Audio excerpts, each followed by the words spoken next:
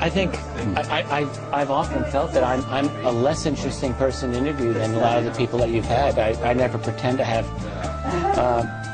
a lot of dramatic inside information that Camelot has really become famous for putting out. So I'm just a lot more pedestrian in my. That is such a lot of nonsense. I'm like the. Well, we could get that on camera. That is nonsense. Are the cameras rolling? I think that you should introduce Rich. Okay. Okay, because you got the deep history here. Deep, very deep. No, yes, I have the deep info on Rich. Spill the beans. The 411. Here we go. As it were. Okay, this is Kerry Cassidy. And this is Bill Ryan. From Project Camelot, and we are here with Rich Dolan, and we are about to do a future talk with Rich Dolan, which will be very interesting. And just to refresh the audience's mind on what a Camelot future talk is all about, it's basically sort of a roundtable discussion between the three of us. It's not so much to go into your material, because although you are the author of UFOs in the National Security State, and they're Volume 1 and Volume 2, and they're huge, thick books, and you're an incredible historian. Highly recommended. I want to plug these books on your behalf. Please do. Yeah, yes, I really want absolutely. to. I really want to means, plug guys. this stuff. They're very, very. It's a wonderful historical document, and possibly in future times it'll be considered one of the most important historical documents of this critical time. Thanks. Yes, I would say it is the quintessential history of UFOs as we know them at this up to the year you ended on, and I'm sure you're off to the next one, right? I am currently working on that third volume, which will take the story to the present day. That's right. Yes. Yeah. Yes. Are you going to be able to catch up with the present day, or is the present day accelerating away from you? Well, who knows? I think that I'll have the third volume done in about 2 years, coincidentally with toward the latter part of the year 2012. Won't that be interesting? Possibly I'll have it finished on December 21st, 2012, for all I know. Good job. Okay, well, I have to say that we're all three extremely verbal, so this is going to be a real challenge to speak one after the other rather than on top of each other, but we're going to try. Let's do our best. So, and it's fun to be with somebody who really is as verbal as we are. So, at any rate, I would like you to give a little bit of your background for the people that will watch this, won't know anything about you, because, you know, the whole Rhodes Scholar finalist type thing, whatever, however you say that, and... Yeah, sure. I've, been writing and researching UFOs for a little over 15 years now, since the mid-'90s. Prior to that, I was Mr., academic PhD wannabe. I was working on a PhD in Cold War Studies at the University of Rochester in New York State. At that time, I was focusing on the presidency of Harry Truman, the birth of the national security apparatus that I've come to write about in my later books. In particular, I was doing a doctoral dissertation on Truman and this particular document called NSC 68.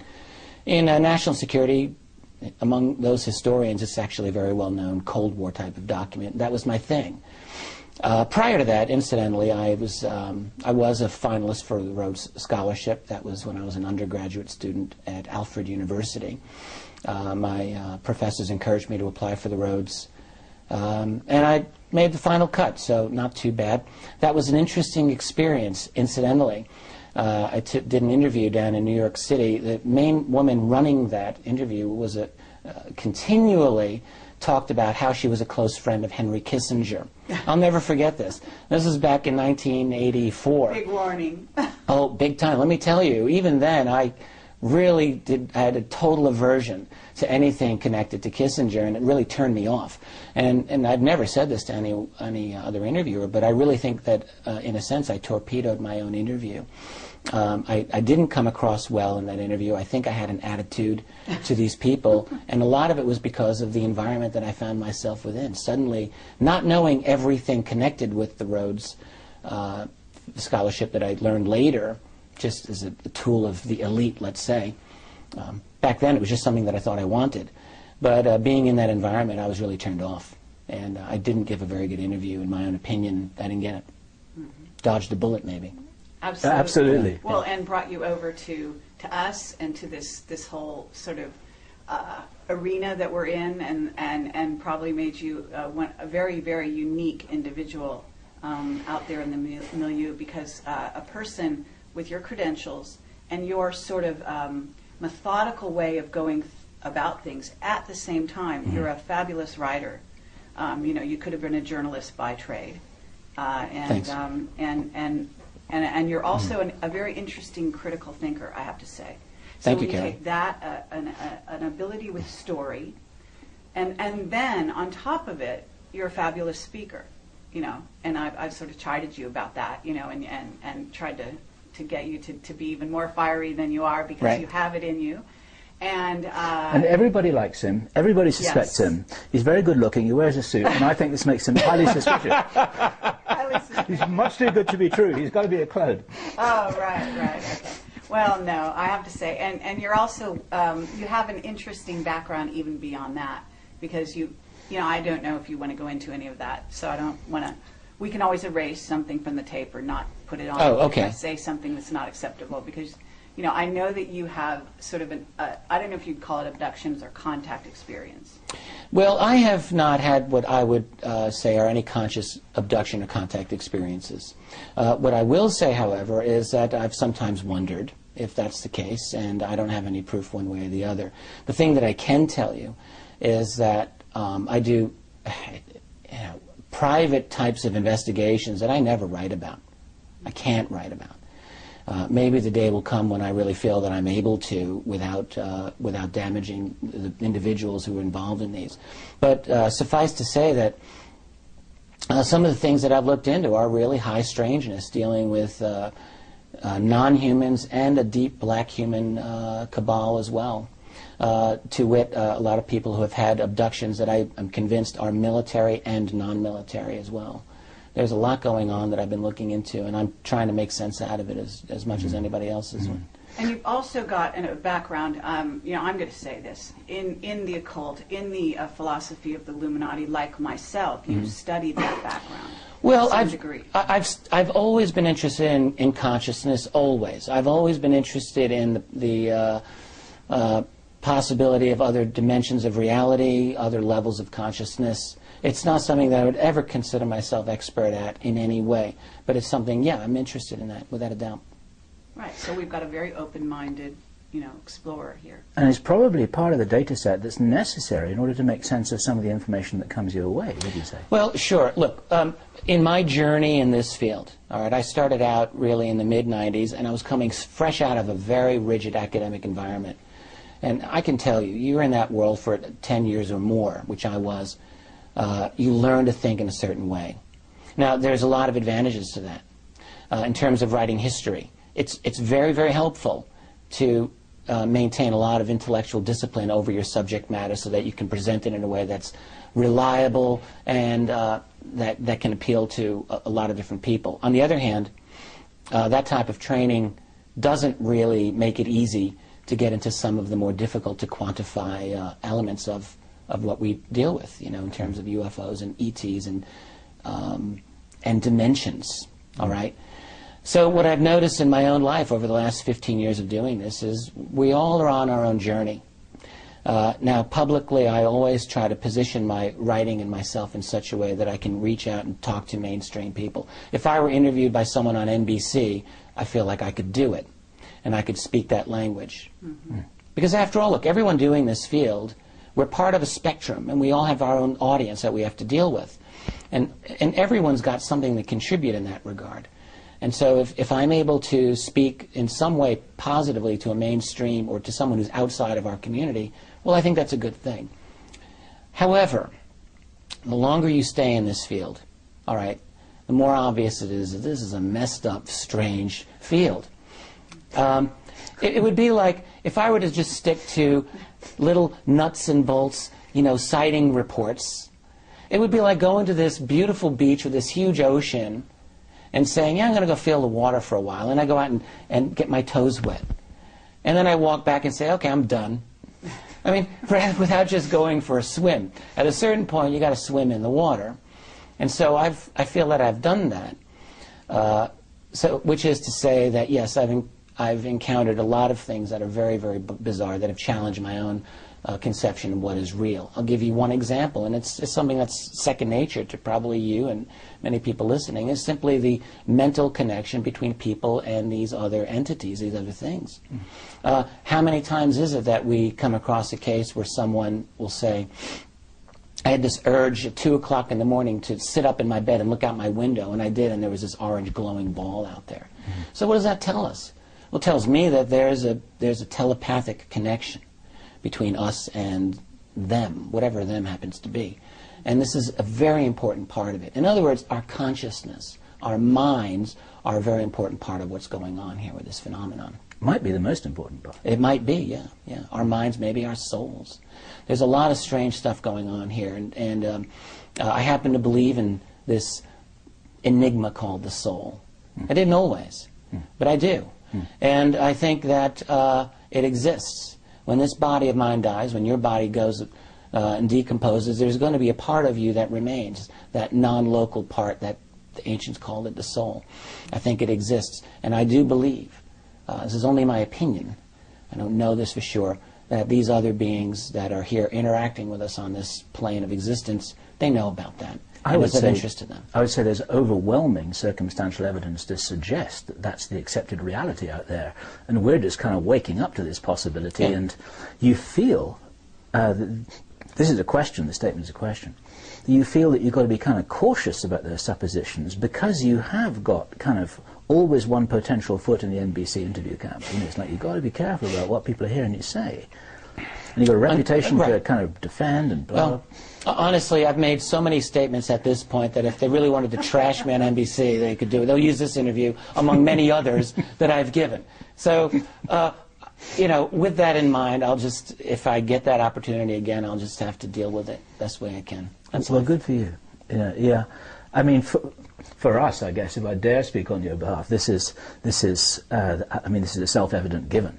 You know, I've met so many people, myself included, who have vivid memories of past life recalls. These aren't inventions, you know. Yeah, absolutely. This is for real. Yeah. And it's like it's an axiom. It's not a hypothesis. And there's been some very good work done on this, even in the, you know, much more there's been a lot of quantified data that's available on this, going back many, many decades. So yeah, I'm absolutely persuaded of it as well. Yeah, Did you ever meet John Mack? Briefly, on one occasion, I did. Yes, it was in 2002 at a function for as a kickoff for Steven Spielberg's miniseries Taken, and that was in New York City for the Sci-Fi Channel. I would love to have talked with John Mack more because I've always had a high regard for him, but it was such a crowded function. I was a brand new guy on the scene. I'm not sure if he knew much about me at all. Someone shoved me in front of John Mack. There's all of these other people around. And I chatted with him briefly, and we were very polite with each other. But I don't think I made much of an impression one way or the other on John Mack. I would like to have had a chance to have talked with him, and unfortunately that never happened. It just might interest you to know that the book he was working on before he died had to do with consciousness. So that it all comes back to consciousness, ultimately. And I find that with researchers in this field, that you go out, you do all your, you know, you kind of drill down in different areas that interest you, maybe nuts and bolts even, but ultimately it comes back, you know, to consciousness and to what, you know, the heart and the mind and the spiritual aspect of what we're really interacting with. If I can just jump on top of what you just said here, I totally agree. I find that in my own life, every year or two, I'm reinventing my own paradigm of what is reality, and I'm expanding my own consciousness.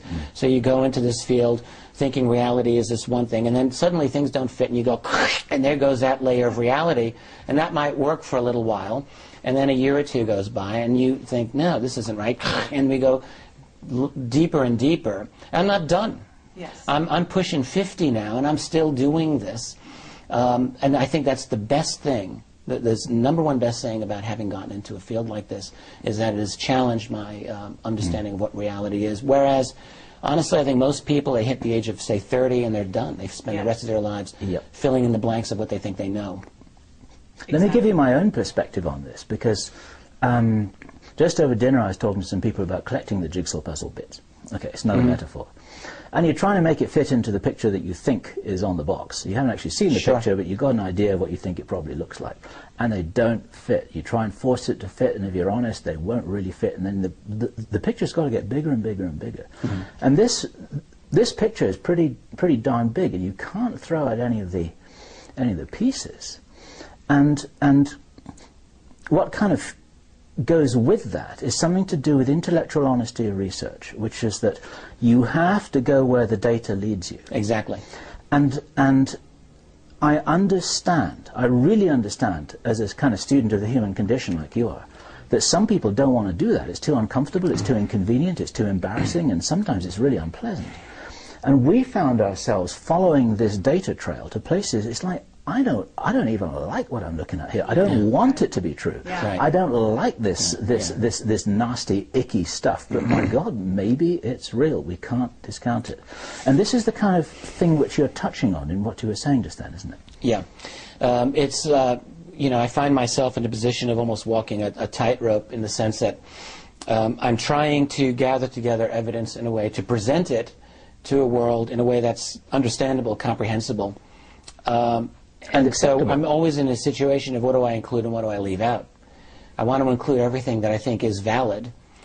Certain things that I'm presented with I don't think are always valid, but then later turn out to be maybe valid partially. And it's hard always to know at the time what to work with and what not, and that's a messy business. Let me say that your presentation yesterday, I guess it was excellent. Thanks. And I think that this talk that we're having here can also touch on some of those subjects. And Sure. I'd love to kind of go down some of those roads with you. Absolutely. Because, you know, you're dealing with Camelot, and we are on in many ways, from many people's points of view, the far reaches of the fringe. Although we have a very large audience, surprisingly, even though we do go out to the That's fringe. right, yeah. So we allow in, and especially me, even between the two of us, I think in some ways, like my window, my whatever you want to call it, is just really very, very open to all kinds of things. So if somebody approaches me with a story, no matter how outlandish it is, I'm going to consider it. I'm going to listen. Now, that doesn't mean we're going to publish it, but that's where our discretion does come in.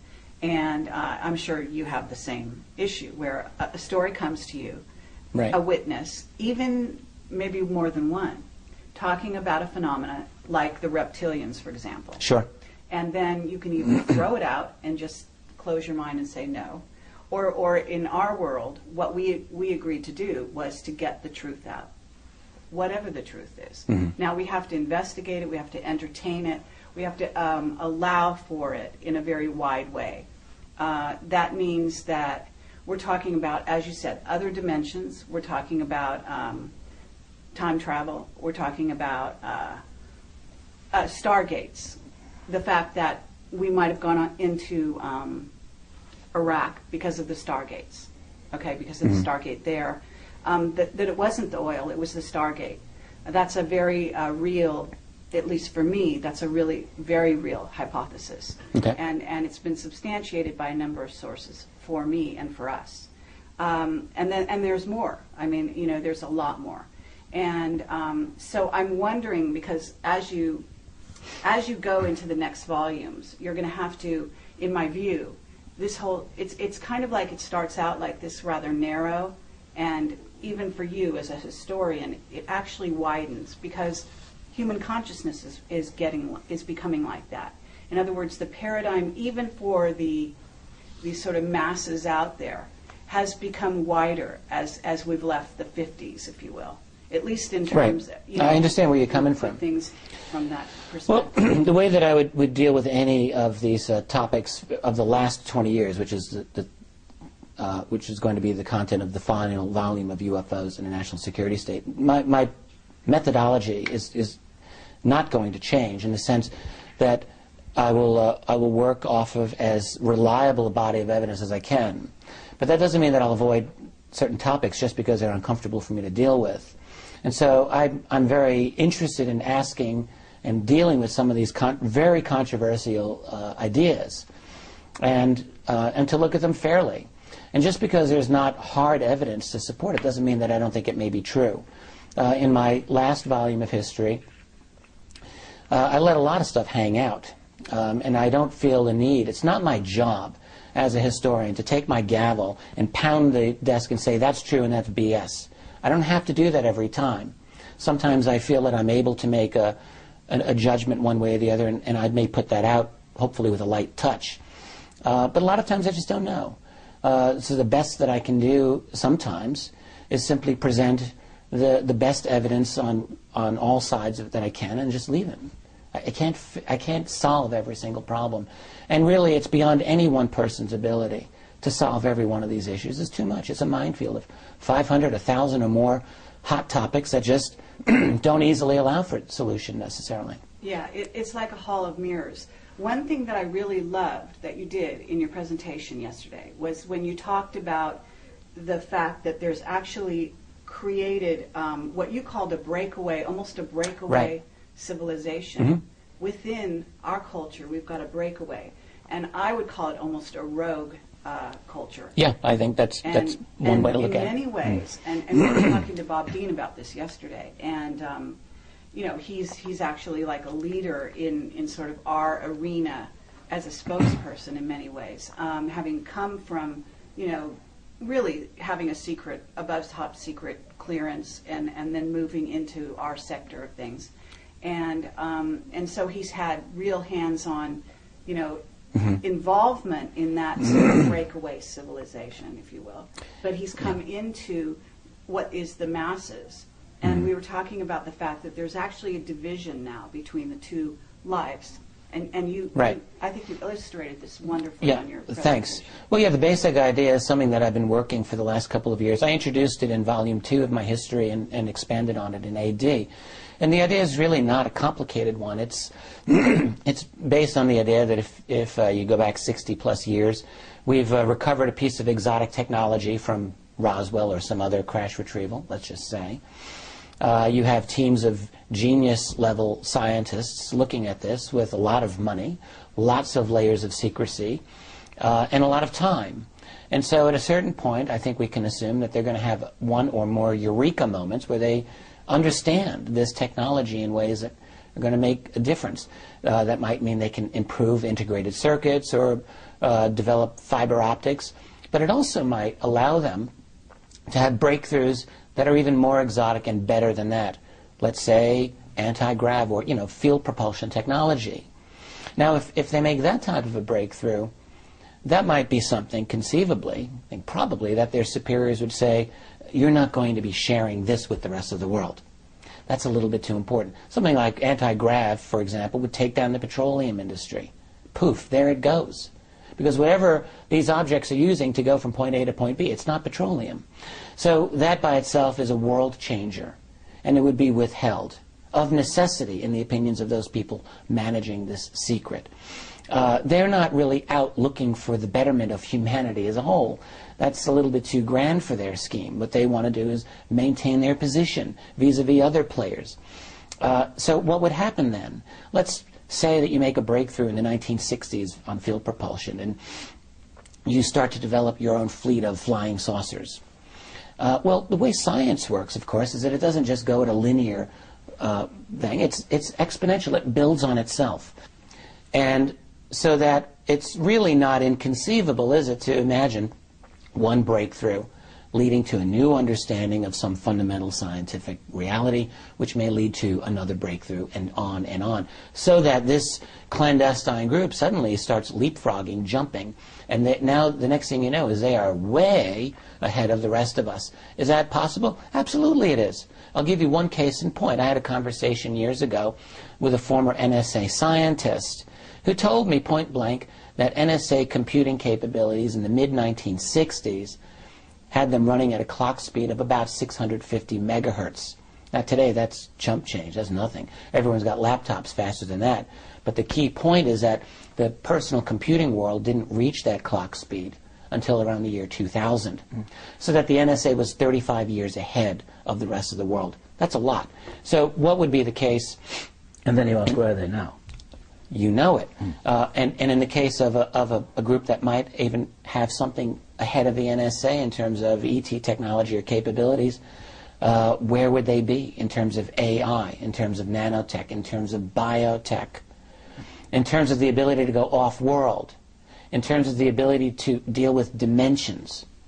I think that this is all very significant. What it means is that they are, in a sense, a different civilization than we are. I mean, what is a civilization? Well, it has to do with your level of technology, your cosmology, your understanding of your place in the universe, and all of those would be different with these guys.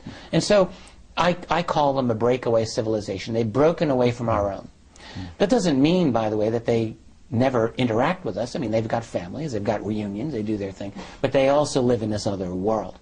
And my theory is simply that the farther ahead they get, very probably the harder it's going to be for them ever to try to bring the rest of us up to speed. I mean, I can see this being the case.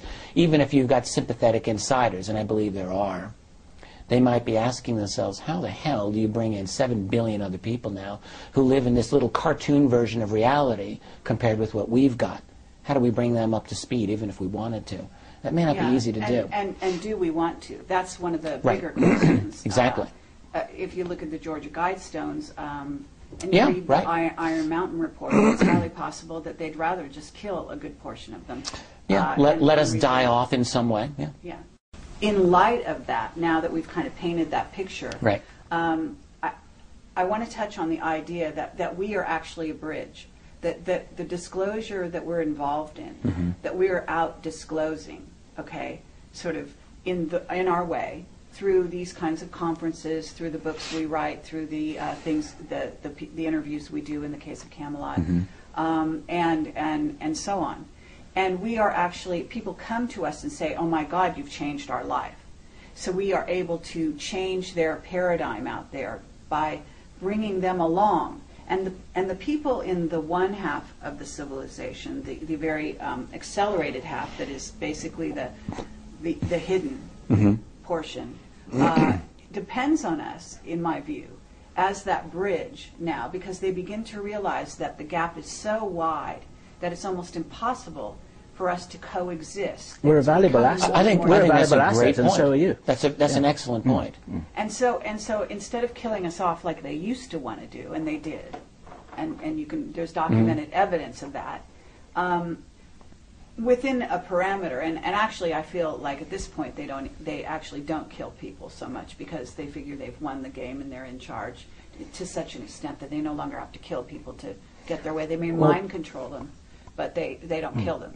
So ultimately what they're doing now is using people like us to bridge that gap, to begin to bring disclosure of what they've got going on, so they have leaks down to us. Along those lines... Let me jump in as well. Please, go right ahead. Sorry. Yeah. Now, I'm going to infuriate you by... I'm not reinterpreting what you're saying, but I'm putting it in a metaphor. And it's a metaphor that I really, really love.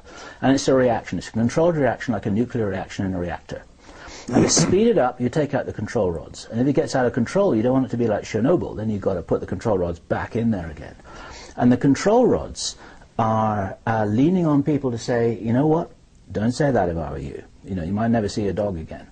Or in the olden days, it might have been something much worse than that.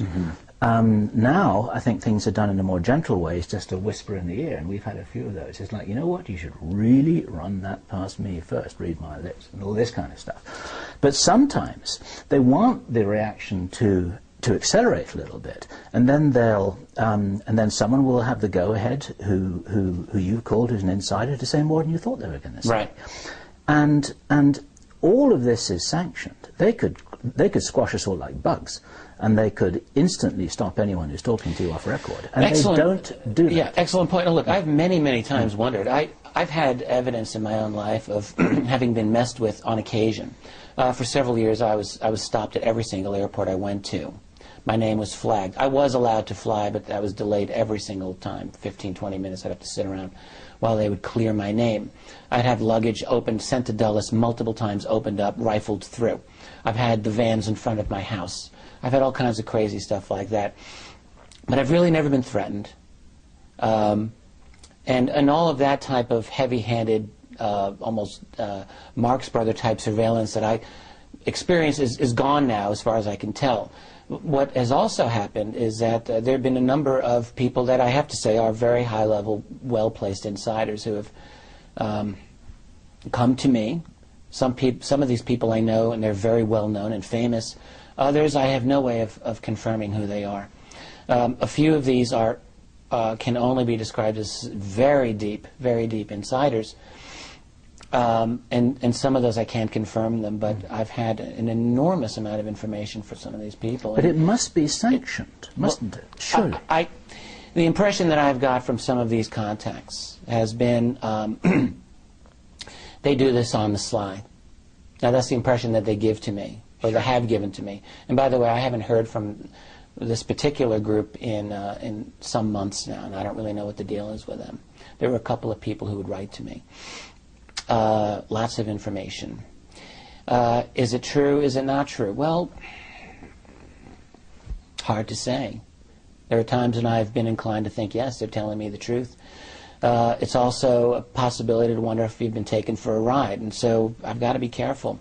The impression that I get, though, is that these are individuals within the deep black clandestine structure who support what I do.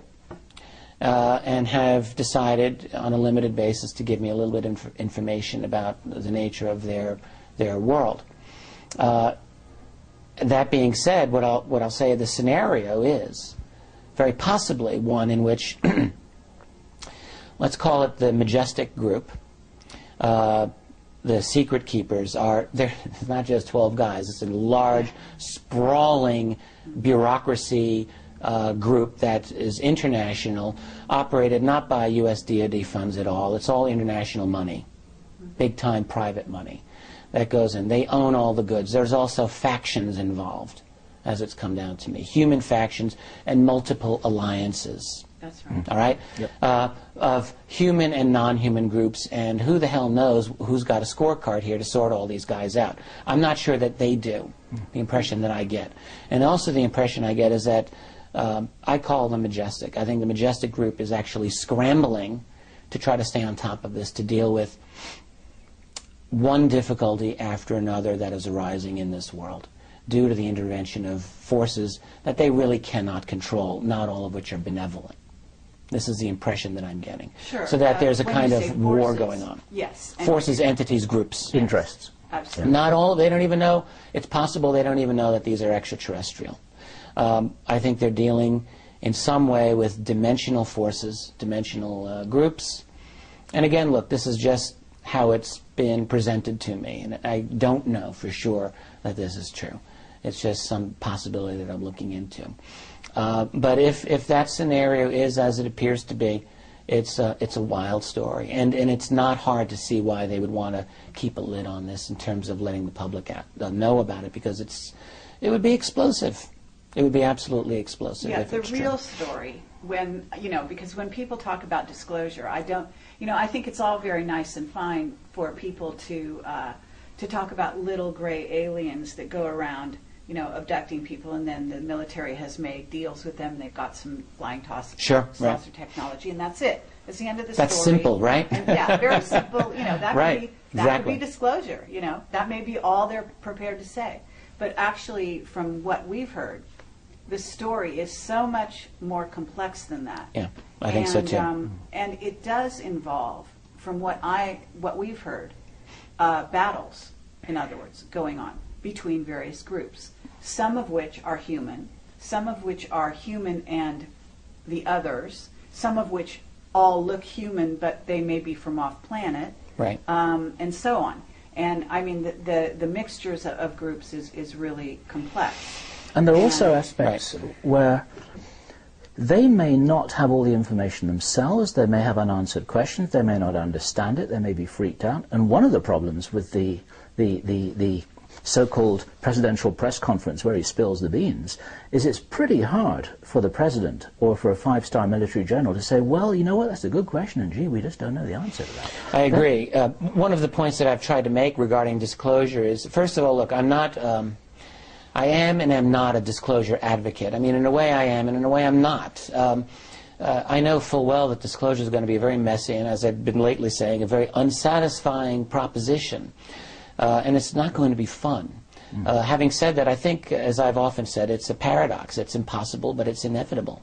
It's impossible in the sense that the people who've got this secret, I see no motivation at all on their part for giving it up. Why would they?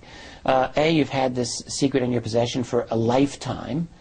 That's difficult to explain to the world right off the bat. Then you've got the whole tech issue involved. You know, what do you have? What toys do you have that the rest of us don't have? There's going to be a lot of public anger.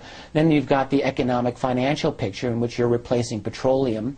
Because, look, after there's a disclosure statement, it's going to take all of 5 minutes for someone to put together the fact that these things don't need petroleum. So what are we going to move on to next? And then there goes the petroleum industry.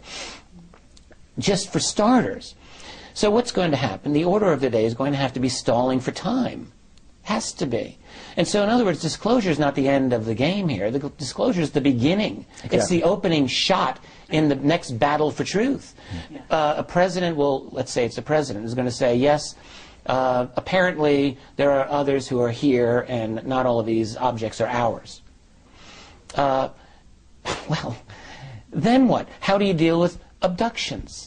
That's going to be really not fun to talk about. And so the best that a president will be able to do in those opening days and weeks, if he's lucky, is to be able to say, we're working on it, we're going to have as open a process as possible, and we're going to make sure that people are safe, and we're going to make sure that we get the answers so that you can know. And then just stall. But the real issue is going to be then, there's going to be lots of angry and inquisitive people, and there'll be a lot of researchers who have been digging into this issue, and you know, people like us will have something to say about it, and guess what? A lot of people will be listening. And so the issues are going to get on the table really quickly.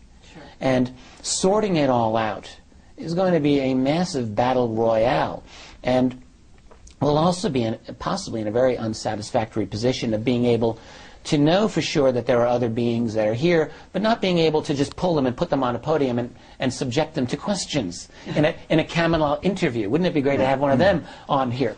That may not be possible. And so we're not necessarily going to be in a position where we can satisfy all of our questions. And this could go on for years. It could go on for generations. Well, there's also the idea that if you think about it from the point of view of them, whoever they are, and all the different aspects of who they are, you could imagine that it's kind of like stars standing behind a stage and vying for who gets to go out on stage first. Because if you think about it, why do the Andromedans want to let the Pleiadians out on stage first? Maybe they get along and that's okay, but I don't think that the Greys are going to be so happy about that. And then what about the Reptilians? Right. And what if one of those groups wants to stay backstage and the other group wants people to know about them because they actually have to consider that that group is a threat. Right. And that's where you get into this whole sort of craziness. And then there's also the other aspect, which is that, from what I understand, various aspects, for example, of the military have been aligned with various different races already. So there you already have a sort of battle going on behind the scenes for the group of Nordics, let's say, that are affiliated with the Air Force versus the Army, and I'm guessing here, who is aligned possibly with a certain group of Greys. And then there's supposedly, another group of Greys who are bigger and taller and may have, humanity's best interests more at heart, so to speak, than another group of Greys, and so it goes. And this kind of discussion, it's not like it's not already been out there. And we do have movies about ETs and various kinds of ETs. We do have V on the television right now. Right. And to me, this is one of the best scenarios in terms of the possible ways that this could actually fall out. Okay? Because this is where you get a group that seems so congenial, that they're such good guys, and wouldn't that be the great way to keep the peace? And then Childhood's End by Arthur C. Clarke, which addressed all these issues, from the point of view of a guy who, from Hoagland's point of view, actually knew what was really going on. I see, yeah. Well, what you're also bringing up, which is an important point, is how would a disclosure event affect these other beings? And another thing that comes to mind is simply, would there be contingency plans in place? There have to be, to deal with disclosure. And would that mean a quick military-type action by one group against another? Is that a possibility? I mean, what the impression that I've sometimes gotten from various sources that I've talked to is that there is possibly a kind of clandestine war going on. This is something that just recently John Alexander adamantly denied, and which I disagree. But so if there is, then a disclosure would have a key effect on those relationships, and yeah, things could get really ugly really fast. The only reason it's going to happen anyway, despite all of the difficulties, look, it's not hard to see why the powers that be would say, this is such a mess, let's just keep things nice and tight and quiet the way they are. It's not hard to see it. The problem, though, is that the greatest variable in this entire equation isn't the secret keepers, and it's not these other beings. It's us. We are the variable. We as a society, as a species, because look at us, man. It's 2011. It's not 1991, and it isn't 1971. We are going like this, right. All right? And what are we going to look like in another 20 years? 40 years? Good Lord, man. We're going to have a world in which AI is going to be ubiquitous and strong. Computing into, your personal computer might have an IQ of 500 or 1,000 for all we know. And it won't need coffee to get its mojo going in the morning, and it won't need sleep. It'll be able to pull any bit of data off the web, bam, like that. We ourselves may have nano chips implanted to enable us to communicate with the web. What are we going to be like? And then there's biotech in general, genetic modification. In that scenario, in that world, all right, here's the thing that's become very obvious to me. These other beings, see, they've got to know this. They know that we're about to leap right into their world. Absolutely. And so that they've got to be interested in us supremely right now, knowing this. And so that we're going to be in the position within 20 years, I think it has to be the case, where we're going to have this capability of detecting just exactly who they are. I almost can't even begin to imagine how crazy the world of the next 20, 30 years is going to be, with the reality of a non-human presence interacting with us, with a greater understanding of dimensionality than we do today, with greater capabilities in our own selves and with our tools like computers in understanding this. It's going to be crazy. Okay. Let me ask you the kind of question that I would have loved to ask if you were able to take questions after your presentation. And I'm not a negative guy, and I'm not a devil's advocate by natural persuasion, but some people watching this would want us to ask these questions. Okay.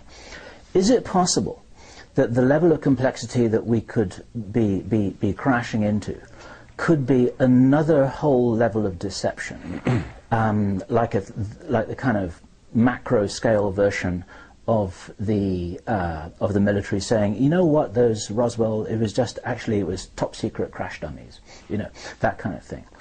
There are various ways that this could happen. So, well, can you be more specific? So, like, what kind of scenario are you referring to? Okay, right. Okay.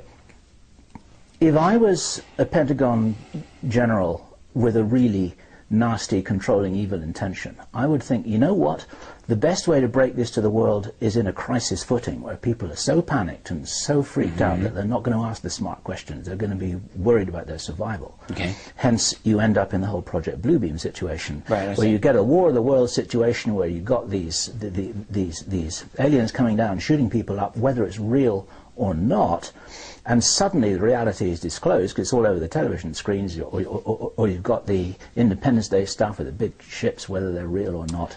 Right. But no one's asking these questions, which in peacetime, as it were, we have the liberty to ask, because people are thinking, my God, you know, we're pleased we've got a strong military that's able to save us against this stuff. No one's asking the smart question. Well, look, we live in a world of false flags. We all know about 9/11. We know about a whole bunch of other things. Remember the anthrax scare? Gee, wasn't that interesting? We live in a world in which we are lied to and manipulated. And so in terms of scaring the hell out of the public in order to create a global fascist state is something that we have to be very vigilant about. I agree with this. And it also solves the problem. It solves the disclosure problem, you see. Well, sort of. It does and it doesn't. I mean, in terms of Bluebeam, I just want to point out, I did some investigation of Bluebeam as well. There was supposed to be a Bluebeam event, if you recall, on October 13th. I know it's nonsense. Yeah, it was nonsense, yes. And I said so long before it happened. So did we. Good. The origin of the Bluebeam theory was from a guy named Serge Monast, and you know, I looked into his background, and the fact was, it's just a load of nonsense, in my opinion. But the theory, as a tactical device to use, it makes strategic military sense that some people might do this. Surely. The question is, you know, getting the details right. So you're going to have to convince the world that there's a hostile alien threat, and they're about to get us. So you're going to have to come up with, presumably, documents. You're going to have to come up with ETs. See, part of the problem is going to be convincing the scientific community about this. All right? And no matter how you put out the disclosure, there's going to be an issue of persuading, say, the National Academy of Sciences, which is a very, very, to call them skeptical on UFOs is a gross understatement. But putting the ships above, you know, all the major cities around the world would kind of close that statement. So which unless which there are ships? holograms that are so persuasive. But you wouldn't even. But you wouldn't even they have to. Ships. But would I mean, persuasive wait. holograms really do the job? No. Ultimately, We believe they have the craft. Okay, so we know they have superluminal travel now. We know they've got black triangles. We know some of those UFOs that people are seeing are military. Right. They're ours. Okay, whatever ours is. You Right. know. Right. And so, look, they don't even have to have all holograms. They can do a combination of.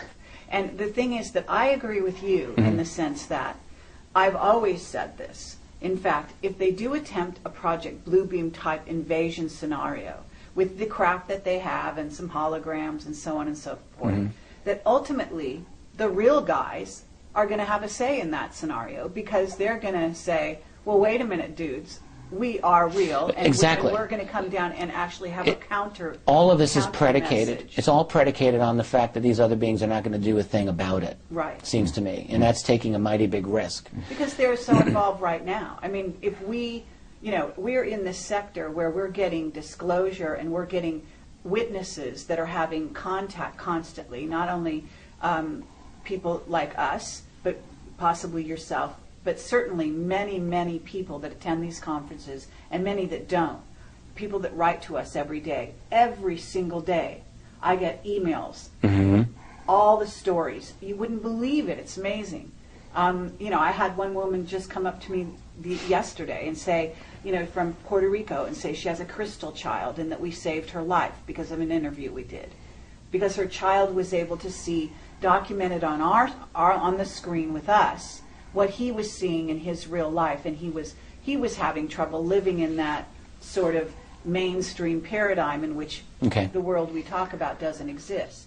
So, I mean, that's what we're dealing with. We're dealing with ETs that are actually, they are involved not only with our military, but with us. The way they're involved with us, in some cases, is much more secretive in many ways than even what we understand from the military, because we hear that, you know, Dan Virish says he's working side by side with them, and we've got Henry Deacon who said the same thing. We've got, you know, Bob Dean saying they're walking the halls of the Pentagon. The easiest way for the ETs to influence our society, whatever their intentions are, however many different groups are involved, is to incarnate as us and then play the game from within. I think that's actually, I believe that's what's been happening. That is happening as well. You know, if any of us were non-human looking ETs and we were interested in this society down here and we would want to influence it, well, you'd either want to put your people, get some of those people to work for you, or you would create your own, or you would somehow work to infiltrate that society and manage it, so that when it gets to a point where it might be a real pain in the neck for you to deal with, you're in a position where you've got influence with it or control over it. Your own team on the ground. Right. You've got a whole bunch of sleepers. And I think that this is absolutely a real possibility. Absolutely. figuring it all out is going to be a very difficult situation. The one thing that I tried to do in writing this book, by the way, is to show, yes, there's the possibility of these very, very bad scenarios taking place. I tried not to avoid any of that. But I wanted to I wanted to show that it is possible to see that there's a better way here, that there is a better possibility for our species and our society. So in other words, let's look at the political upshot of a disclosure process. It could be a fascist police state. Right now there's a battle in the world about that going on. We all know it. And that battle is going to amplify, I think, after disclosure. But it doesn't have to go all one way. And we're seeing this now in the actions of the Arab people in the Middle East. We can see that change happens fast, and that there is such a thing still as people power in this world. It can be disabled. Right now in Egypt, the army is just batting down the protesters, so it's not clear where all this is going to go. Right. But that revolution's not done. Oh. So in a post-disclosure world, what are going to be the issues? Let's say you're the president. Is it possible that that person, despite the fact that he was put into power by the Bilderberg elite groups, Illuminati, okay, put right into the White House, is it possible that that individual might have a moment where he sits down or she sits down and decides, we have a possibility here for something really positive, in which he or she may want to take on the black budget clandestine breakaway group that has managed this. There will certainly be political pressure to do so, I think. It seems to me that people are very instantly going to be wanting to know how you've kept this secret in place. The structure of secrecy, unless the fascist state comes down, boom, like one heavy curtain, there's going to be a lot of discussion about this structure of secrecy. And there's going to be a lot of angry people. And a president or any leader is going to have to deal with that. And unless he starts shooting everyone all at once, there's going to have to be a way to deal with this politically. And so there will be, very possibly, some serious, deep investigations that are held publicly. And a president will have a chance, I think, to take a very courageous decision and to gain control over, in the United States, of the U.S. system of government away from these black budget clandestine groups and to find out where they are, where the money is, what the programs are, at the same time of fighting another battle. And this other battle will be to coordinate internationally, globally, I would like to see, an open process of cooperation to enable the nations of the world to transition, A, peacefully to a new form of energy, a post-petroleum world, and then B, to find a way to collaborate to meet the challenge posed by these other beings, whether positive or negative in intention. I realize that's asking a lot. I realize that that's so idealistic that maybe it borders on utopian. Maybe that's what it is. And it's assuming that the president makes the calls. It is indeed assuming that. The president, there's no reason to say that a president is going to do that. The president could just as easily follow his corporate international masters and say this is not how it's going to go down. But the last thing I want to say, though, is that the voice of the people on planet Earth may not be so easily amenable. All right? Sure.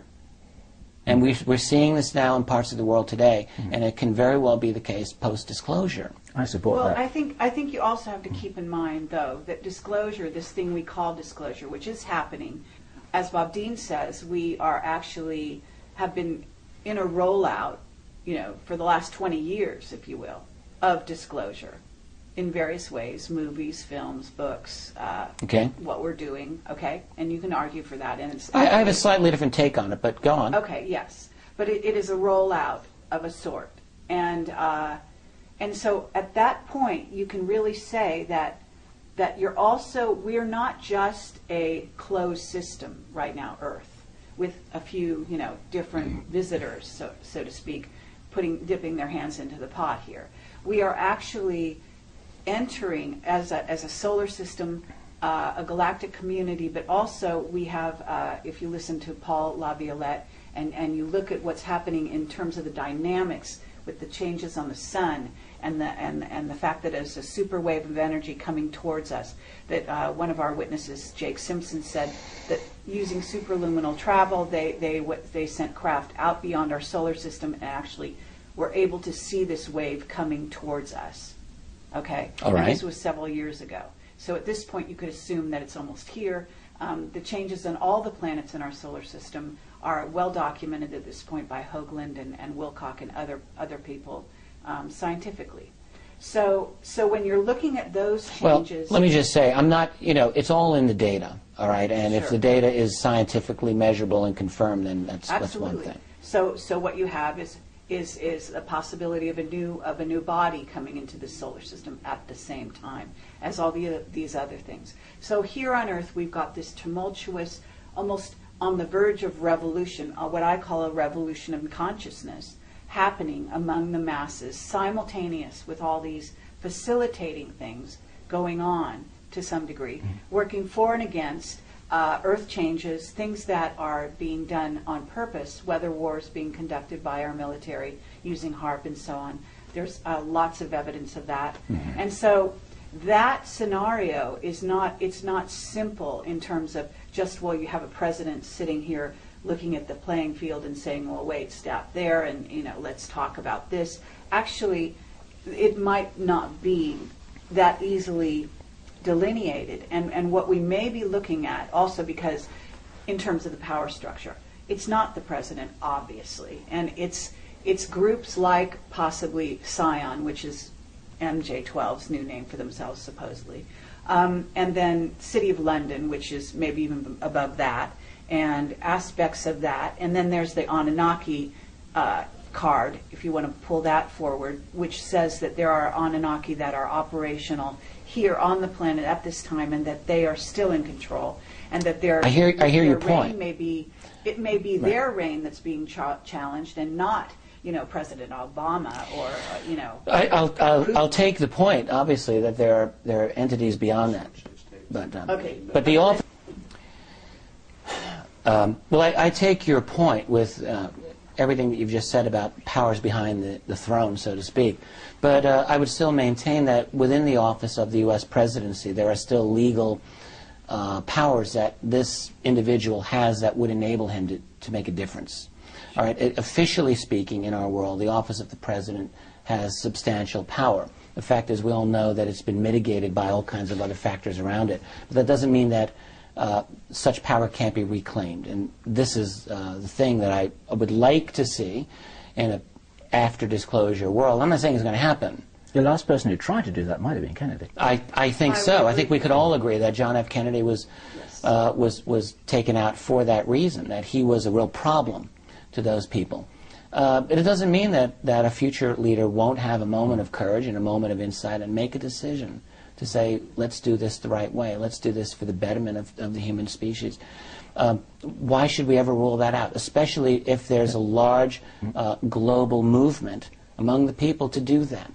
Yep. I think what we're not talking about here is the white hats, because I think what would facilitate such a move on the part of a president or even a small group within our military-industrial complex, if you will, there are white hats. Absolutely. And I am Absolutely. in touch with some of these people at Yeah. this time, Yeah. and they are very concerned to keep the United States operational, which is something that, from what the information we have, is that the sort of the Rothschild faction would love to see taken down, such that it would fall under the purview of their overlook and basically become part of the New World Order as a one world government, right? So you can't have the United States with all its power sort of sitting out here like on its own, running things or attempting to still run things around the world, when in fact it needs to be part of a team, right? Well, I think to a large extent the U.S. has been brought into that. But the white hats do indicate that they still have something worth fighting for. Yeah, until sure, that's sure. not done. Sure. So I'm just saying that that's the group Right. that would support what you're saying. Yeah, I think so. Acting in a certain way, because he's not going to do it by himself. He's got to have somebody behind him. The fact is, as I see it, and I think as you guys also see it, is that there's two sides to this battle. There's many sides to this battle, but it's not all, the power isn't always all on the other side of the fence. That those of us fighting for the right fight here, have some resources too, and we have to remember that. Being hopeless is certainly not a good state of mind, and it's also not accurate. This is what we say every time we talk to Jordan Maxwell, who, bless his socks, has had a tough time. And every now and then he says, you know what, it's all hopeless. We say, no, it's not all hopeless, otherwise we wouldn't be able to be talking like this. Look, I mean, the human species has gone through a lot of ups and downs, a lot of downs. We've had all kinds of crises throughout our history: famine, deaths, injustice, crashing down of empires, barbarian invasions, and all of this. All right, and we somehow managed to keep going. I think that we're not going to go winking out after disclosure. We're going to continue to live, and if it even takes centuries for us to regroup, we'll do it. I don't think we're just going to go away. We're going to be very different in the future. We're probably going to be unrecognizable to how we are now in the future, just as we today are unrecognizable to, say, the era of Thomas Jefferson. Could you imagine? And I think the difference will even be greater in the future. So what we are, you mentioned us as a bridge, Kerry. We're a bridge in this world between the elites and the general public, but we're also a bridge to the future. Yes. Where we are right now. We're at a point between the old humanity, the old civilization, and something that's coming ahead. And one of the important things that world of the future is going to have is an open knowledge that there are other intelligences working this world, for good or for ill. And we're going to have to deal with that in some way. And the subsequent generations are going to grow up with that realization. And I guarantee you, they're going to look at this problem very differently, I'm sure, than how we're looking at it right now. Do you feel that your personal role is to facilitate and optimize that transition, that inevitable process? Is that what you're doing? Well, yeah, I've wondered about this. I think that's a nice way to put it. More simply put, I think that my role is simply to learn and communicate as responsibly as I can. I learn what I can learn. I try to provide as rational a voice on this process as I'm able to do, for better or for worse. But you're being more than just an academic historian, aren't you? I ceased being an academician many years ago. I carry that training with me, but I'm an independent scholar, I guess is probably the best way to look at it.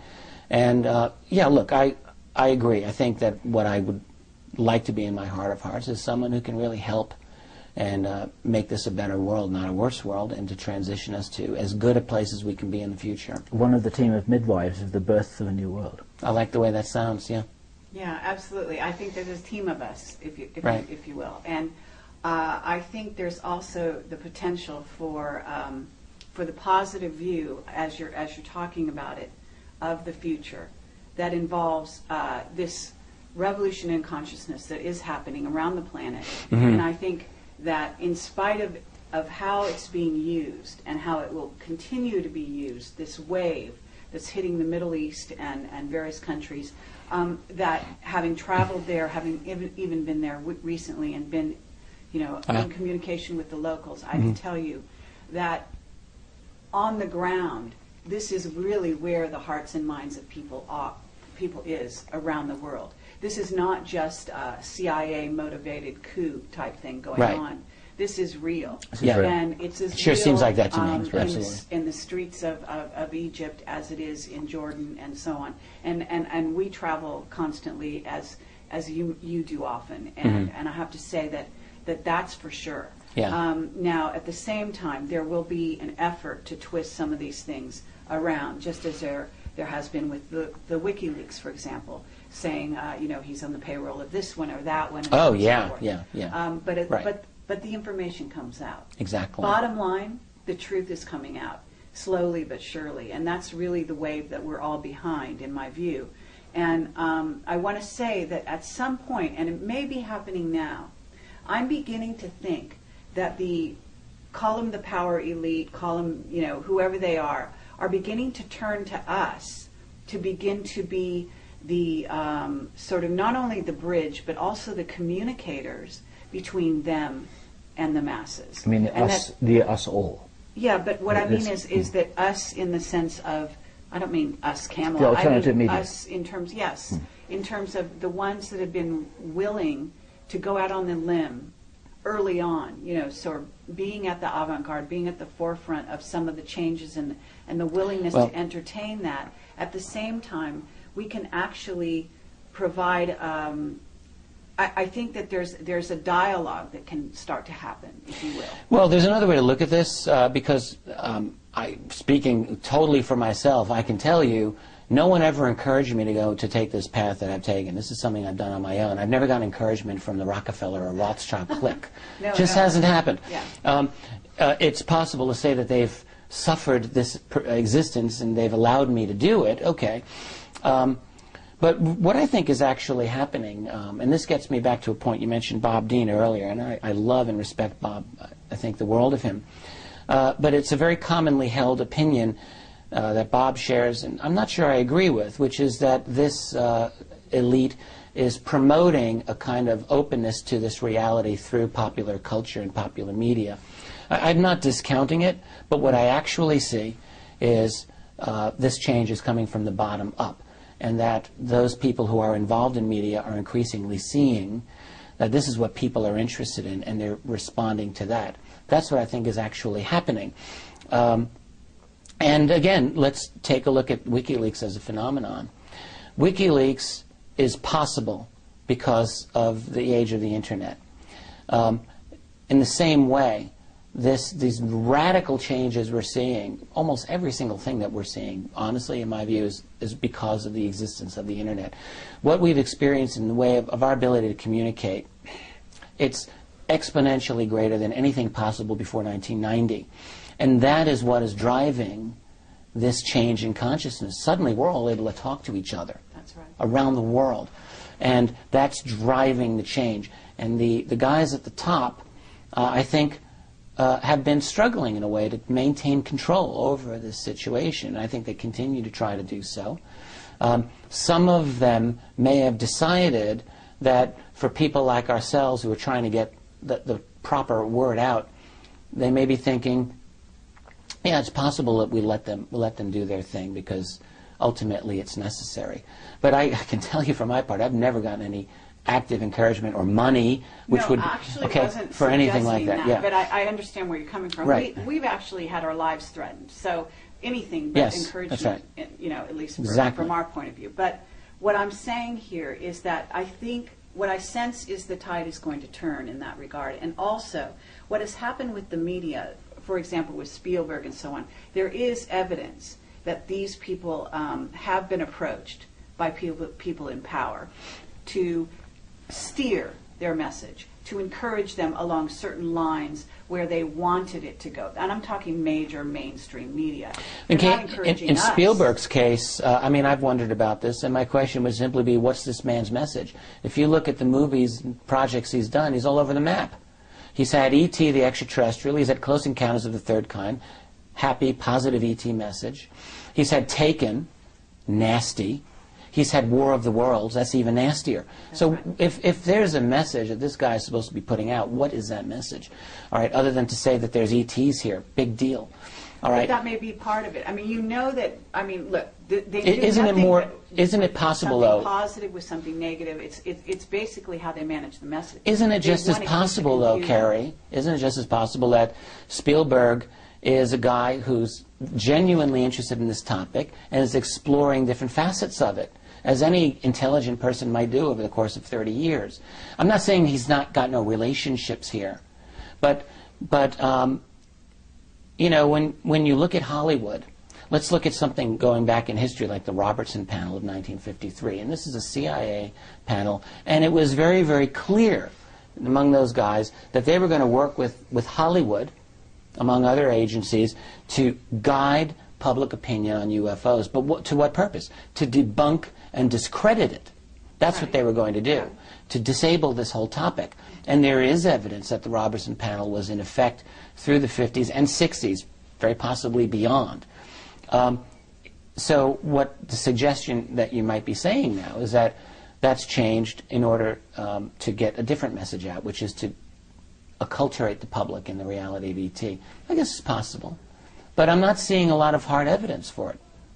Okay, well, I think the hard evidence is everywhere. I mean, I think every movie you see, and I'm a sort of a rabid sci-fi fan, so I see it everywhere. Yeah, but isn't it just as likely the possibility that they're responding to obvious public interest in this topic? It's both, don't you see? Yeah. It's both. Yes, in other words, the people it's both have, from the top down it's the and same from thing the that's bottom happening up. in Egypt with the revolution. Yeah. You know, the place was like a tinderbox. People wanted freedom. Right. That's there. That's real. It's the same thing with the understanding of these people that are writing screenplays, that are public, you know, making movies. Right. They have a passion for the subject. Absolutely. Okay. It's a real passion. Okay. But you can't discount the fact that the powers that be, at this, mind control is a huge portion of what's going on now. Yeah, with regard to the powers that they have. Well, yeah, actually, I mean, I shouldn't really be arguing this strongly, because I do agree that, you know, if you have the annual Bilderberg meetings, obviously one of the things they're going to want to do is to ask, how do we manage public opinion here and there and there and there? And so they're going to have thoughts about doing this. They want to steer it. They'll want to. How good they are at steering is another matter, and I would submit very good point. that the internet has allowed them not to steer it with the control that they wish to have. Absolutely. In other words, I agree with you completely there. Yeah. I think the internet has allowed them to surveil us completely. Right. But at the same time, it's given us incredible power because we are, as you say, able to talk to one another across the world. Absolutely. And get information everywhere. Exactly. And the power behind information, and in essence, truth, when it is contained in information, is like a spark that goes out and spreads around the globe. Yeah. And Yeah. basically becomes a fire in the hearts of the people. Okay, to get poetic about it. I love that phrase, yeah. So what I would say is, yes, I think the future is wide open. I think the powers that be, regardless of their ET connections even, are completely aware that they are losing their grip as we speak. And it's like a cauldron that's beginning to boil over. And I think that they're grasping at straws to try to pull it back in. But I don't think they're ever going to be able to do that. And that's what we're banking on because, you know, that's what we do. We're trying to wake people up. And it's just the act of waking up that makes every human being able to connect with that whole world. And you just made me remember what I wanted to say, so thank you. And it's the whole concept of consciousness. And incidentally, when I spoke at Awake and Aware, a conference in 2009, I absolutely loved the title of that. And I've always appreciated your tagline on your emails, Awaken the Dreamer, all right? Because I also feel that most of us, to varying degrees, go through our lives kind of a sleepwalking our way through. And our ongoing struggle is to wake up, to become conscious of everything that's going on around us and inside us. When I look at the world around me, not simply other researchers or interested parties in this topic who are much more awake than the typical person, but there's a lot of people who aren't awake. And I ask myself, what's going to get our whole species awake? Is it our mainstream media? No. Is it our political system? Not really. Is it our educational system? Doubt it. And so there's really no structures in place, really, that are going to get us there. But there's a couple of things that can do it. The shock of learning that there are other beings interacting with us is going to spark 6 to 7 billion people to sit and look and ask themselves a simple question: have I been wasting my whole life? Because there's going to be evident, strongly obvious, that there are other beings operating at a different level of consciousness than we are. And people are going to realize, holy crap, I've got the opportunity to rethink my whole worldview, my whole life. And that is an opportunity for humanity to really move to a truly higher level of consciousness, to understand what it is we are and our place in the universe. And that can ultimately be the thing we absolutely need. Absolutely. I think that also the possibility of free energy that opens up, the fact that people will not be Well, living yes, from hand, that's you know, absolutely on critically a important thing. survival level. Right. That will change everything. Because if Totally you don't have agree. to starve and you don't have to work Right. 8 hours a day to support yourself, to pay your bills, et cetera, Right. if there's another kind of organization of society that can Right. happen, Right. then it's wide open. Exactly. The whole paradigm of previous human existence now becomes changed. You know, the reasons for just about every war that I can think of in human history has to do in some fundamental way with control over resources, over wealth coming from the earth. And if that really becomes moot in a situation of free, cheap, readily available energy, where goes war? I mean, maybe this is pie in the sky, but I think in a lot of ways it could be that after a number of decades we might just find that the motivations that we had for warfare in the past really aren't there. Now, of course, in the meantime, we'll have the very practical issue of having global military bodies around the world, and what do you do with them? It's going to be an issue. Do you just stand them down, or do they become police forces involved in the global police state? Well, they're very powerful and effective. Sorry. They're very powerful and effective logistical machines for any given purpose. It doesn't have to be offensive. No, absolutely, absolutely. So again, it's a wide open game, and I don't know any more than the next guy how it's all going to turn out. It could be a wonderful situation for humanity and the cosmos in general, or it could be something dark. But even if it's something very dark, I'm skeptical of saying that it will be dark forever. Nothing lasts forever. Change is something that always happens, and it seems to me that even if it's 1,000 years, well, then it's 1,000 years, but something may change after that. I'm very much not inclined to think that even the worst outcome in the short term is necessarily going to hold forever. Here's a question to challenge you then. If you let go of the data that you've got, and I can only imagine the piles and gigabytes of data that you collected in the last few years, what does your intuition tell you we have in front of us over the next few years? We've got a really nasty situation ahead of us, to be honest with you. I think that we've got... I think that humanity right now is the most interesting event in this portion of the galaxy. We are about to truly wake up. We're truly about to jump into the world of these other entities. They won't be able to stop it. And so anyone who's anybody is here right now looking at us and investigating our world, and very likely positioning themselves to get the best gain out of it. I'm not of the opinion that all of these other beings that can go across dimensions and stars are all necessarily spiritually evolved. And I think some of them are, actually, and I think some don't seem to be. So you've got a plethora of interests out there. And so what we're looking at is we're going to get a baptism by fire in the next lifetime. Us and the next several generations after us are going to have to deal with a lot of difficulty. We also have the possibility of some severe infrastructure interruptions, it seems to me. I mean, I was just reading about the airport in Tripoli right now, which is a sea of humanity with no sanitation and no food. And they're all just trying to get out of the country. Imagine that on a large scale, if we have big problems in terms of mass panic and difficulties associated with transitioning to new forms of energy and financial problems and collapses and wars that may break out in the short term, it could be really bad. But if you take the long view, I think that I'm optimistic about our civilization and our species to the extent that I think that we'll continue to exist and we'll thrive and we'll become something different, very different, and I'm hoping better than what we are even now. I think we're going to meet our multidimensional selves in the flesh and in other forms and fashions, and I think that ultimately that we're going to be better for it.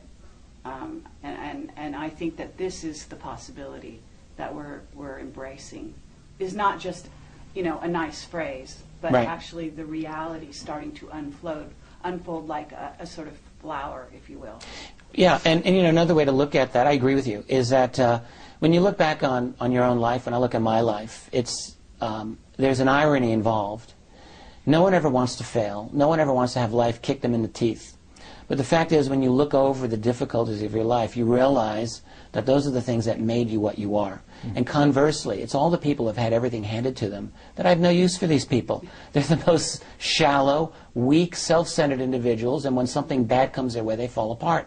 So really, the irony is you can't always get what you want, but sometimes you get what you need. And we need difficulties. We really do. And not to make it into some romanticized thing, but the fact is that it's only through overcoming challenges thrown our way that we actually become something better than what we were. Yes, as individuals and as a civilization. Yeah, I think so. Well, I think this is a great place to end, and I want to thank you, Rich Dolan. Oh, Kerry, it was a pleasure. Yeah, absolutely. Really was. That was fun. A long time coming, and it's worth it. Loved it. Good. Thank Wonderful. you.